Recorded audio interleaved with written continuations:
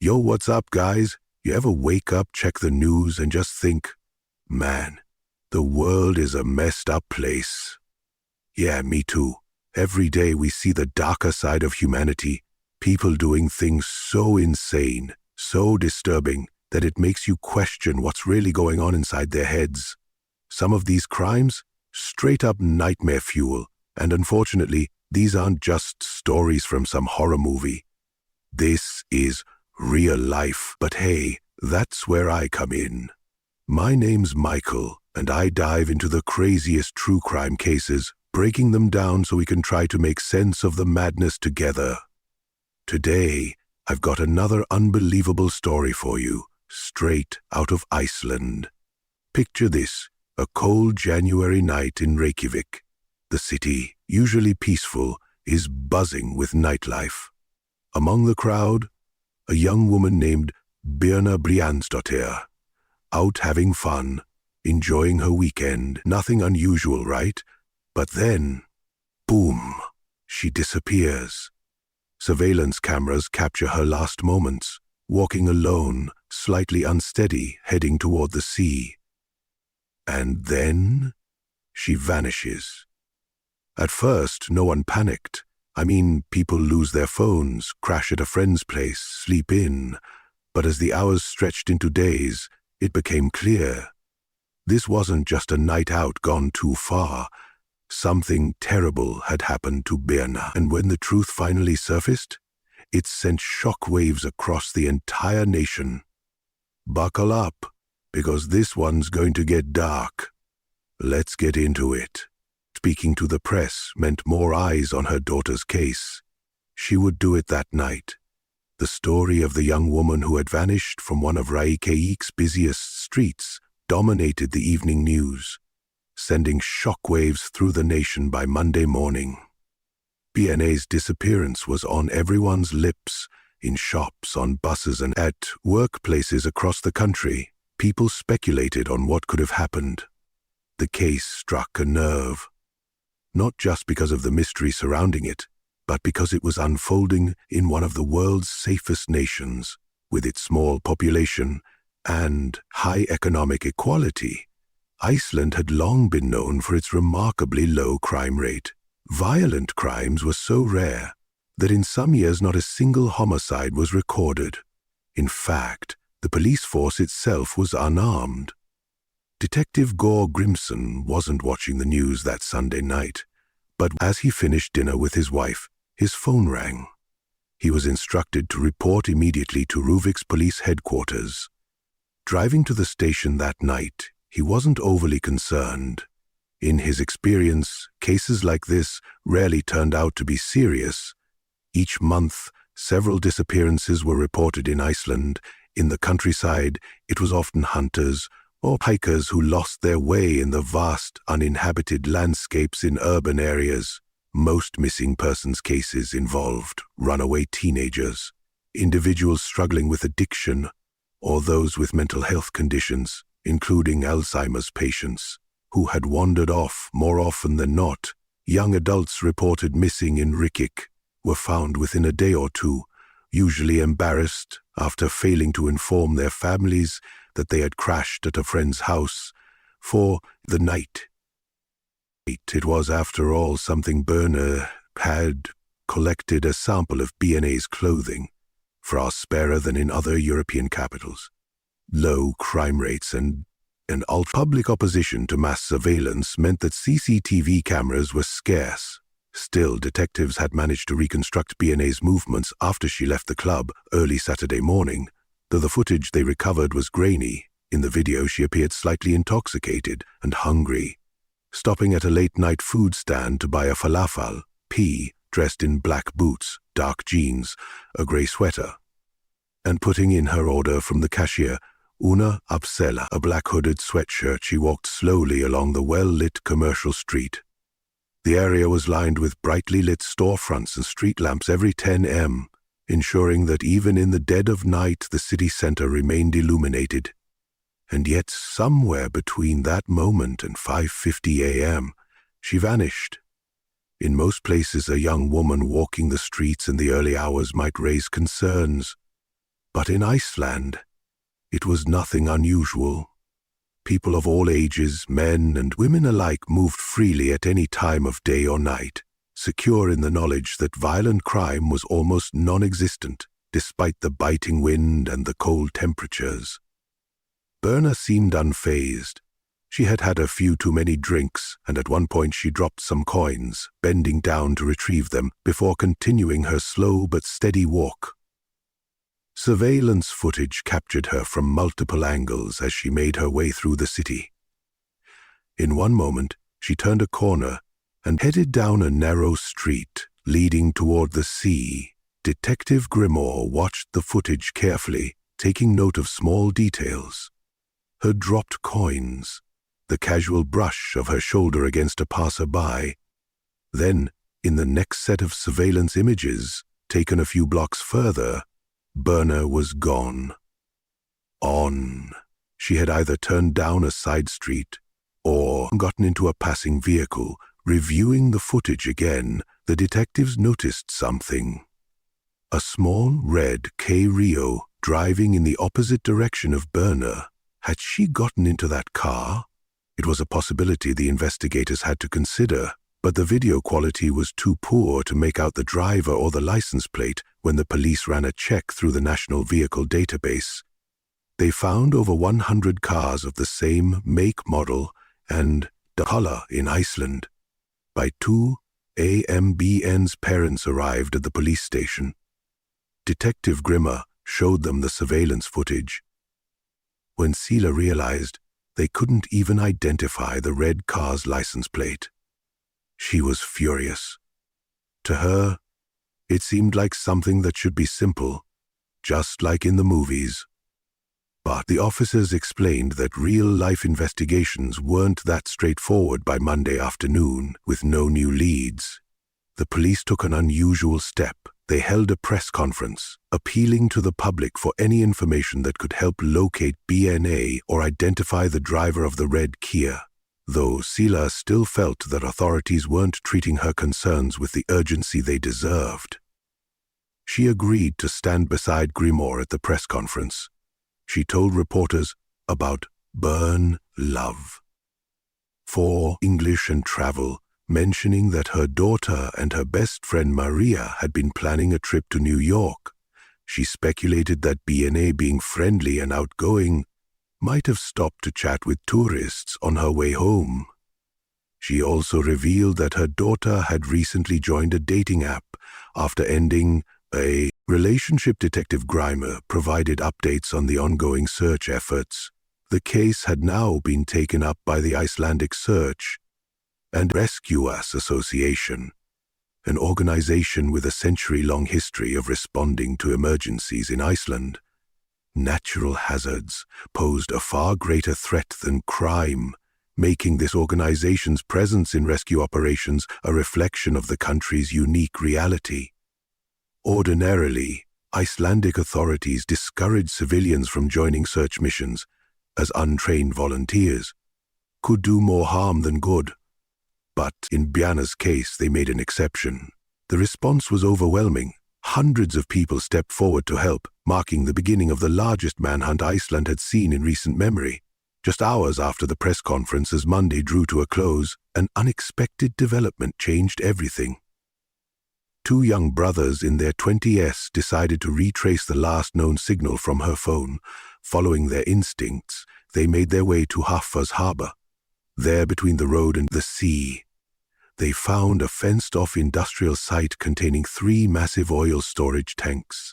Nearby, in a rugged patch of land strewn with construction materials, they spotted something, a pair of black boots. The brothers immediately recalled the police reports describing Bené's clothing. Wanting to be sure, they searched online for images of the brand of boots she had been wearing. The match was undeniable. Without hesitation, they took a photo and posted it on social media. Police rushed to the harbor where they met with the brothers and confirmed that the boots indeed appeared to belong to Birna. At that moment, an intensive search operation was launched in the area as divers plunged into the icy waters and drones scanned the terrain from above.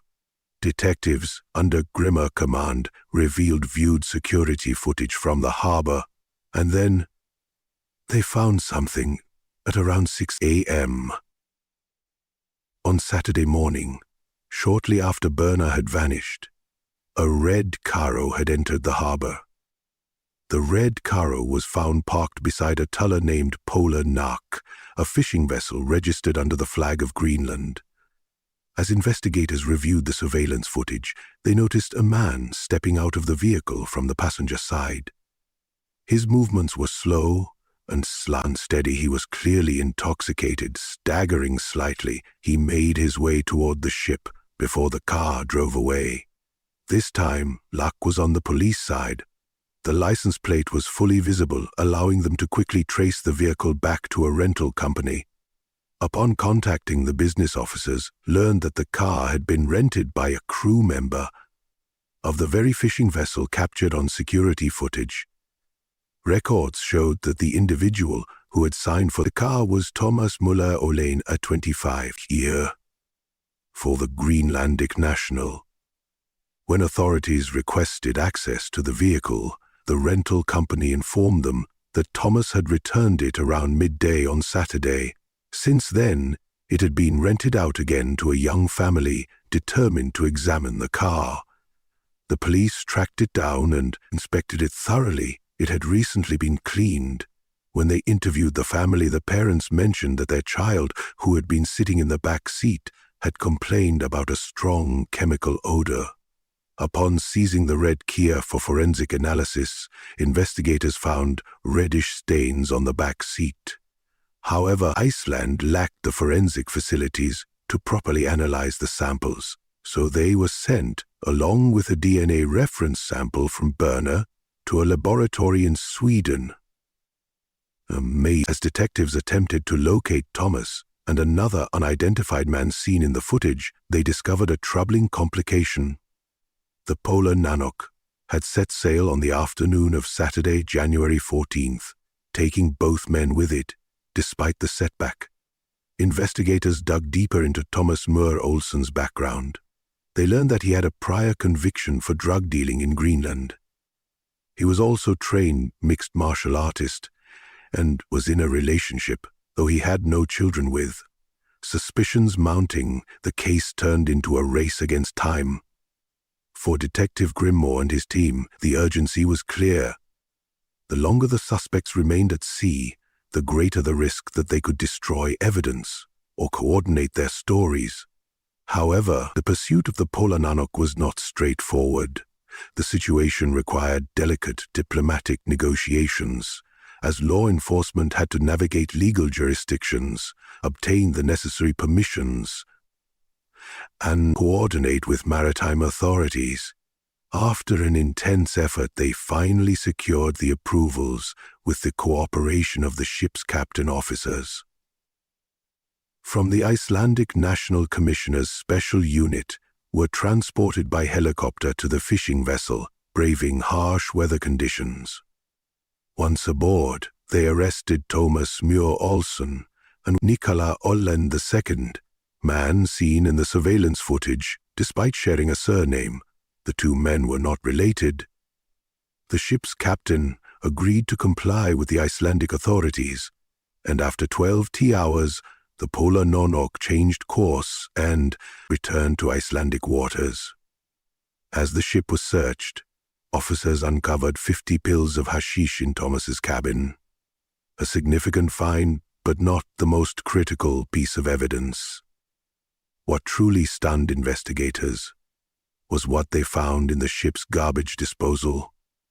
There, folded and discarded, was BNA's driver's license. The document was immediately sent to a forensic lab in Norway for fingerprint analysis. To Grimmore, this was damning proof. He was convinced Thas was responsible for BNA's disappearance. Yet, despite the mounting evidence, Thomas refused to talk. He denied any involvement and provided no information that could help locate the missing woman. As detectives worked to map out the movements of Thomas and Nicola on the morning of BNA's disappearance, they uncovered another distinction between the two men. While Thomas had a criminal record, Nicola did not. People who knew Nikola described him as reserved, socially anxious, and deeply introverted. He had a girlfriend and maintained a close relationship with his family, particularly with his sister and her newborn baby. Like Thomas, he proclaimed his innocence, insisting that he had been too intoxicated that night to recall much of anything. And then, just as the tension reached its peak, the worst news arrived on January 22nd. Birna's body was found. The sea had carried her lifeless form to the rocky coast near a lighthouse on the Reykjavík Peninsula, more than 30 miles from where she had disappeared. She was found naked, and when the autopsy was completed, it confirmed that she had drowned in the frigid waters. But that wasn't all. Her body bore additional injuries. Bruises on her face and clear marks on her neck indicating that she had been strangled with force before ending up in the ocean. However, her forensic examination found no evidence of sexual assault. All the news spread like wildfire. A wave of grief and disbelief washed over Iceland. The phrase, "I am Birna," trended across social media as people struggled to process what had happened. For many, the shock went beyond the loss of a young woman. It was an attack on the very fabric of Icelandic society. For Birna's parents, the pain was unbearable. Devastated, they refused to hear the graphic detail of their daughter's final moments. Meanwhile, the crew of the Polar Nark released a statement expressing their condolences, saying they hoped for justice to be served as a gesture of sorrow. The fishing company donated $15,000 to the volunteers who had tirelessly searched for. Wow, wow. This case sent shockwaves not just through Iceland, but all the way to Greenland too. People weren't just heartbroken, they were outraged. It was one of those moments where an entire nation came together to grieve. In Reykjavík, more than 8,000 people gathered for a powerful memorial walk, tracing Birna's final steps through the city. Picture that. Thousands walking in complete silence, placing flowers where she was last seen, their faces lit by candlelight. It all ended on a small hill where they stood together, quiet, somber, and united, honoring the life that was taken far too soon. Then came February 3rd, the day of Birna's funeral. Over 2,000 mourners packed into the church, including Iceland's president and prime minister. The ceremony was conducted by the Bishop of Iceland himself, but there were no cameras, no flashing lights. The family made one request: no media. This wasn't a spectacle, it was a goodbye. And while Iceland mourned, the police got to work. Forensic testing confirmed that the reddish stains in the red Kia, Birna's DNA. And just like that, the case cracked wide open. Enter Thomas Møller Olsen. The dude had been shady from the start, but now the evidence was stacked against him. His companion, Møller Olsen, was off the hook. Turns out, he was too wasted to even remember what happened that night. But Thomas, he was on a whole different level. Surveillance footage, DNA, fingerprints, it all pointed to him. Yet despite getting wrecked by the evidence, Thomas stuck to his BS story over 9 police interrogations. Every time they asked, he doubled down. I didn't do it, except his story kept changing. Not suspicious at all, right? By August, the trial was set, and prosecutors weren't playing around. They had even stronger evidence now. Thomas's DNA found on Birna's shoelace, his fingerprint on her driver's license, surveillance cameras caught him buying cleaning supplies and later scrubbing down the red Kia. Yeah, real innocent behavior. When Thomas entered the courtroom, he hid his face, turned his back to the audience and pleaded guilty to drug charges, but still denied the murder. Then, in a move straight out of the How to Make Yourself Look More Guilty handbook, he accused the police of mistreating him in custody. But here's where it gets wild. At first, Nikolaj had claimed he couldn't remember anything. But suddenly, boom, his memory was back. And guess what? He pointed the finger right at Thomas. In September, the verdict was in. Guilty. Murder and drug trafficking, 19 years in prison, $250,000 in fines and restitution. And just in case Thomas had any hope left, Iceland's Supreme Court hit him with the final blow. They denied his appeal. Soon after, he was shipped off to Denmark to serve out his sentence. But this case did more than just put a killer behind bars. After Birna's murder, Reykjavík authorities expanded their CCTV network, making it harder for crimes like this to happen again. From then on, and in response to growing safety concerns, they even introduced a womenly ride service to help ensure safer transportation at night. This case changed Iceland forever. And Birna's legacy? It lives on. Thanks for tuning in to Unreal True Crime. If you love diving into shocking cases from around the world, be sure to check out our new channel, Latin Crimes, where we explore some of the most gripping true crime stories from Latin America, from Asia. Don't miss out. Subscribe now.